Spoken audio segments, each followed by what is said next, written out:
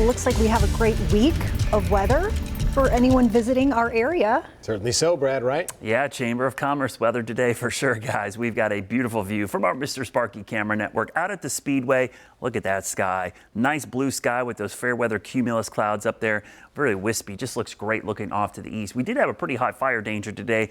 There were quite a few prescribed or will be controlled burns. And the reason they do this on days where there is favorable conditions is you actually want the thing to burn. You just don't want it to be out of control. And so I think oftentimes people say, why are they burning on a day where there's a fire danger? Well, the point is to burn up that fuel so that we don't get bigger fires. So today, the winds, thankfully not too crazy, but it was really dry fuels. And tomorrow will be less favorable, so we won't see much of an issue tomorrow. And that's why you kind of do it a day before a cold front arrives. Southwest winds today were warm and dry. Tomorrow, not only is it going to be a cooler day, it's the vernal equinox. That is the astronomical beginning of spring, where the sun's rays are directly on the equator. Ironically enough, it's not equal day and night. That actually happened back on Monday here in Charlotte. So we've already had longer days than nights right now. And in fact, tomorrow it'll be 12 hours and 8 minutes of daylight versus the nighttime hours. So we've already surpassed the equinox as far as the clock is concerned. Tomorrow will be astronomically the equinox. And again, remember, meteorologically, spring starts on March 1st. So this is just an astronomical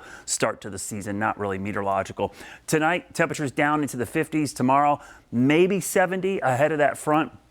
Certainly going to see some clouds moving in as we go through the day and maybe a stray shower. That's why temperatures will be cooler. Now, this won't help us with the pollen. It was sky high today. I was feeling it bad out there. Tomorrow will be in the high, very high by Friday into Saturday as the winds pick back up and we dry out. Severe weather-wise, there are storms and tornado warnings going on in parts of Illinois. That system doesn't have any moisture to work with, so even though the front's heading our way, the Gulf is shut off, so there's not much moisture coming in. It's really bone dry here, so anything that falls is likely going to evaporate before reaching the ground. It's going to be real tough to get any raindrops tomorrow at all.